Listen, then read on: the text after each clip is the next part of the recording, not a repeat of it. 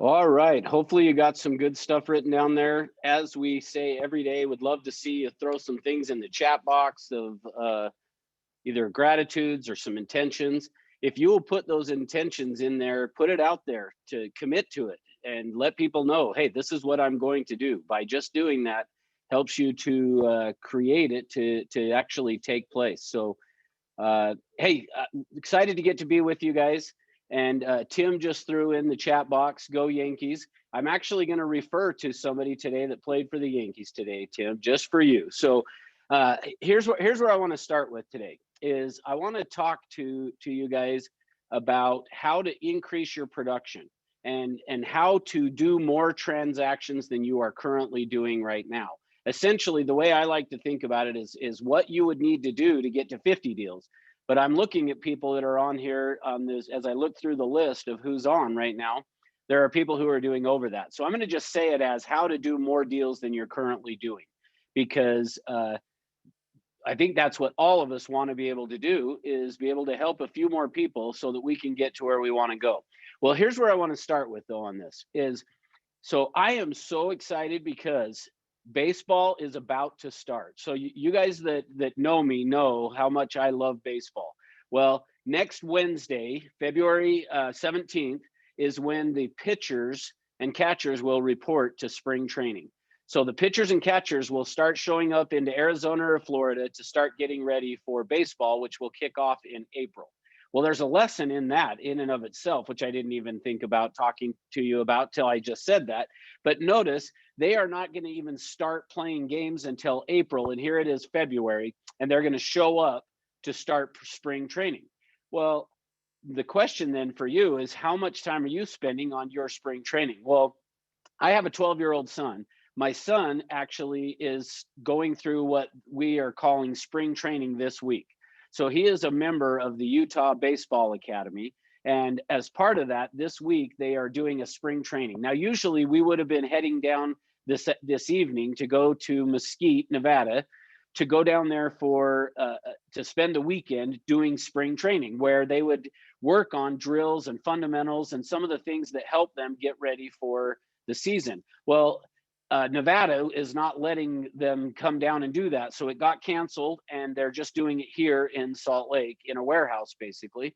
And my son was there last night.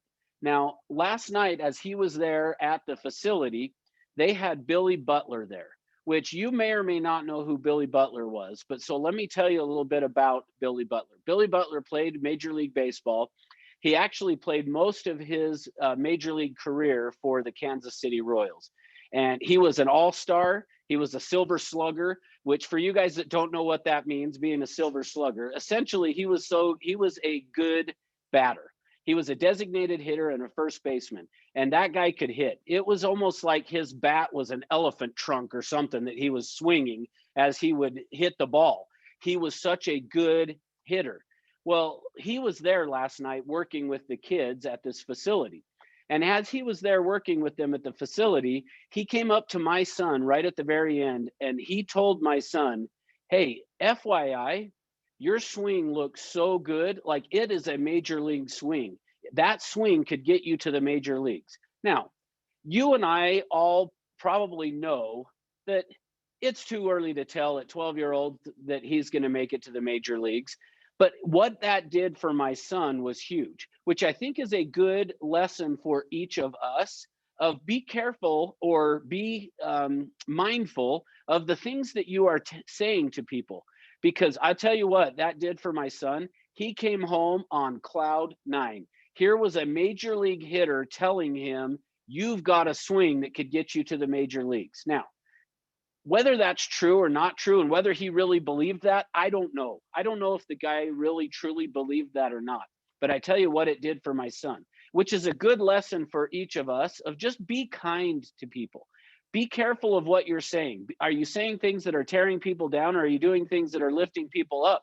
Because again, what it did to my son, he came home and here's what he actually said is he said, Dad, it was so cool to hear that. He says, because yeah, you tell me all the time that I have a good swing and you tell me that I'm good, but you have to do that because you're my dad.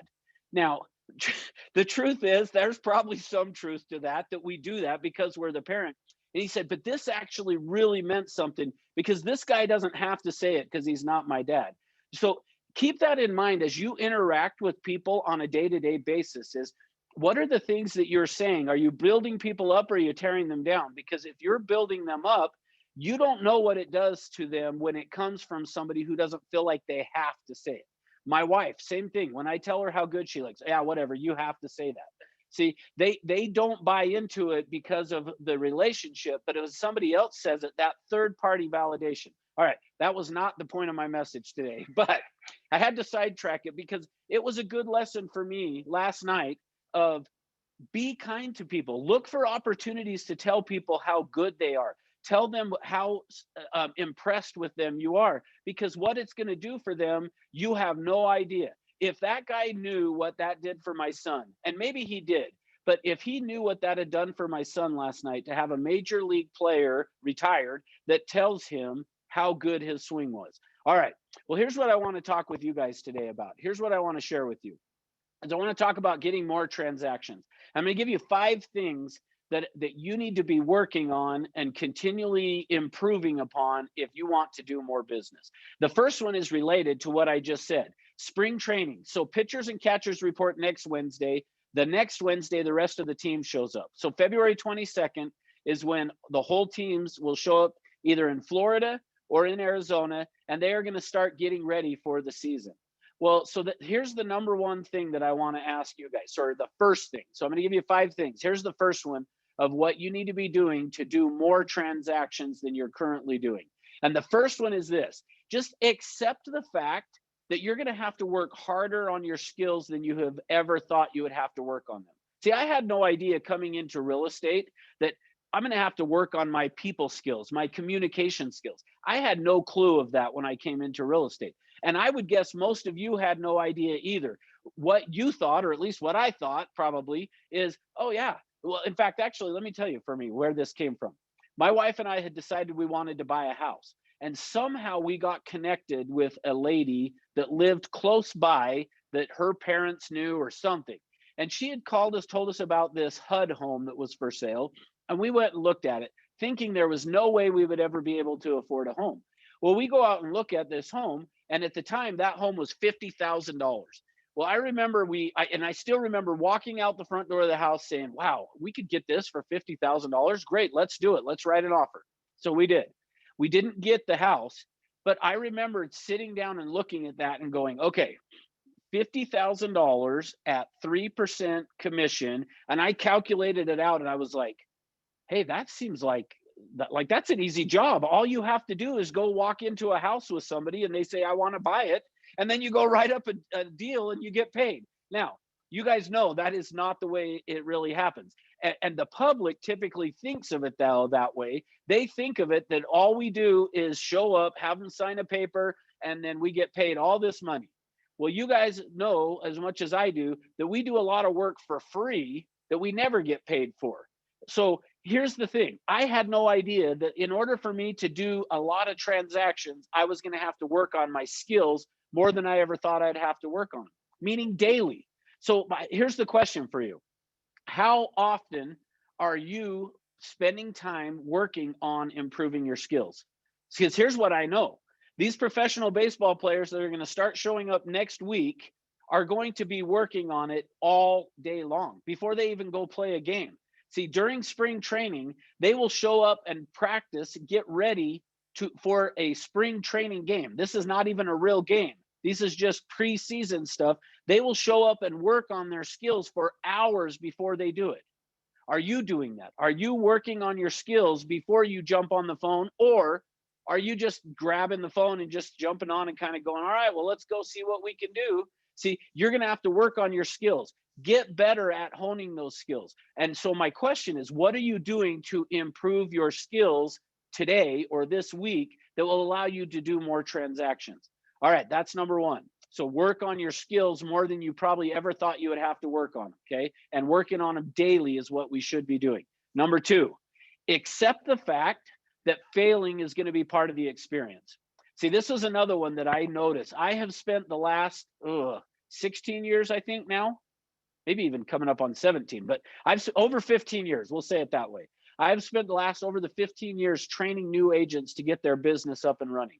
And here's what I will tell you, that the biggest thing that I have noticed is that agents, especially new agents, come into this business not realizing that failure is part of it. And maybe that's part of why I love baseball so much, is because if you get up and strike out 7 times in baseball and get 3 hits, and maybe you don't strike out 7 times, but you don't get a hit 7 times, but you get it 3 out of 10 times, you are considered an all-star, and you're going to make a ton of money in baseball. Well, see, that is not much different than what we do here. We are going to have to accept the fact that failure is part of the business. And I don't mean just from prospecting, although that is part of it. Part of it is you got to accept the fact that you're going to get on the phone and people are going to hang up on you. People are going to yell at you. People are going to tell you that agents are horrible. That's going to happen. You're going to have people tell you that they don't see any need for you, but not just in prospecting. You're going to have the same thing of you call and you talk to people and you set up an appointment and then they no-show you. Or the term that we use now is they ghost you. See, people cancel. That is just part of the deal. And here's the way I like to say it. You're going to have to work with a lot of non-buyers and sellers to get to the real buyers and sellers. You're going to have to work with a lot of non-buyers and sellers to get to the real buyers and sellers. See, but unfortunately, we get an appointment, and I'm guilty of what I'm saying too. I get so excited of, oh, look how easy that was. And look I got an appointment. And then the person cancels, or you can't ever get a hold of them. Guess what? Part of what we have to accept is that's part of the business. It's no different than in baseball. Part of the game is you're going to hit a ground ball right to the third baseman that then he throws you out. You're going to pop one up on the infield that is an easy can of corn, we like to call it, to catch. That's part of the deal. But don't let it discourage you. Just realize I got to get to now the next one, because people who are committed and willing to buy or sell are going to show up. So you almost have to take this approach. Einstein said that basically the best human experience is to approach it not knowing. See, we should almost approach this as, hey, look, I don't know if they're going to show up or not, but I know I did the right thing in setting the appointment. And then when we go and get on the appointment, I don't know if they're going to write an offer or they're going to list their home with me, but I got the appointment and they showed up. You almost have to approach it from this, look, I don't know what's going to happen, but whatever it is, it's going to be amazing. And I just have to accept the fact that part of the experience is going to be failure. And failure is not a bad thing. When failure becomes a bad thing is when we actually just give up. As long as you don't give up, you have not failed. Keep going. All right, number 3, you're going to have to master numbers. Now, I know that there's a lot of the expressives out there that hate that. Part of it is you're going to have to actually master keeping track of how many contacts do I make? How many appointments did I schedule? And if you will track those numbers and keep track of it, that's how you're going to know if you're getting better. See, here's how we make the failure part of the business not be as bad, is if you are tracking the number of contacts you do and how many appointments you get, and then from there can see that number is consistently getting lower and lower, meaning the number of contacts you have to do to set an appointment is getting lower and lower. What that will tell you is how much better you're getting on your skills, and it makes the failure piece of it not feel so bad, is because you can see, yeah, but I'm getting better. Now, how many appointments do you have to go on to get a contract signed? See, if you're tracking those things, that's how we're going to find out, am I getting better? If you will track the numbers, you will see an improvement because you will focus on it. That's number 3. Number 4, we have to be willing to give up what normal agents do. See, we got to be abnormal when it comes to being a real estate agent. And let me ask you, and answer this question to yourself, or you can throw it in the chat box even if you want to. But what do most agents do all day long? So, and you don't have to throw it in there, but I'm just curious as to what do most agents do all day long? Stop and think about, pay attention to what you see take place with agents within your office. Notice what they are doing, because what you will notice as you pay attention to that is that they are not doing the things that are going to get them to where the production is that probably you want to be. Now, what this reminds me of is my first office that I worked in was we had it was right on a busy road, and there was a bank of windows. The one side of the road was all windows. So just picture windows that were floor to ceiling pretty much, and the whole length of the wall essentially. And there was a guy that would come in and he would sit down in his cubicle. And I kid you not, I would always call him the thinker, because what would happen is he would show up to the office and he would sit down and he would turn so where he was facing the window, looking out and watching cars drive by. And he would sit there like this for hours and just wouldn't do anything. He was sitting there waiting for the phone to ring. See, so don't be that. So don't be the normal agent. Now, that's probably not the normal, is that he sat there doing nothing. But what do non-producing agents do? Maybe that's the way to say it. Pay attention to what non-producing agents do all day, and then don't do that. Do the opposite of what they are doing. All right, and then number 5, the 5th thing for you guys is you're going to have a schedule that is set in stone. So when we talk about that and I say a schedule that is set in stone, what does that mean to you? And again, you love it if you want to throw it in the chat box, but just answer to yourself. What does that mean to have a schedule that is set in stone? And part of it, what it means is you don't vary from your schedule during the day. Don't allow distractions into your life. Look, I'm not telling you something that I am perfect at, guys. In fact, I need to be way, way better at all of this stuff that we're saying, but specifically this one is don't allow distractions into your life. Create the schedule and don't let people get in the way of it. Now, what should be on the schedule? Well, clearly, based on the first thing that I said, we got to have some role playing practice. Professionals do it every day, even when they're not playing. See, that's the other thing.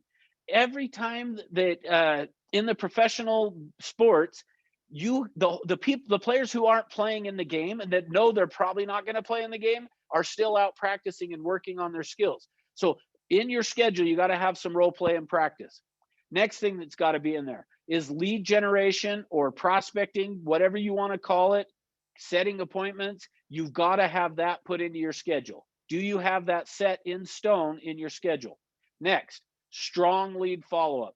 Agents, I'm telling you, the thing that most agents drop the ball on is lead follow-up.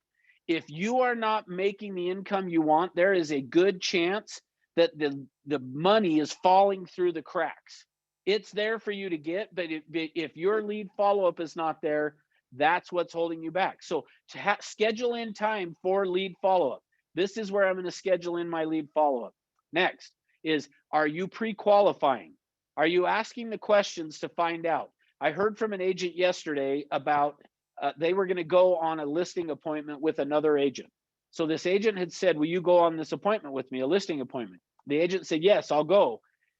What ended up happening, though, is this more seasoned agent said, let's call and talk to the seller before we go out there.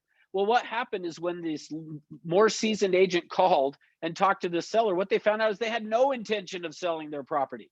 In fact, she was talking about her brother when she talked to the first agent about it. So she barely bought the property 2 months ago, had zero plans. Yet this agent thought and was going to go out on a listing appointment that wasn't a listing appointment at all. So make sure you're asking the questions to find that out. Next thing that we got to make sure that we have in our schedule is preparation for the appointment. Set aside some time in your schedule for on each day that you have planned in for appointment prep. Now, here's why that's important.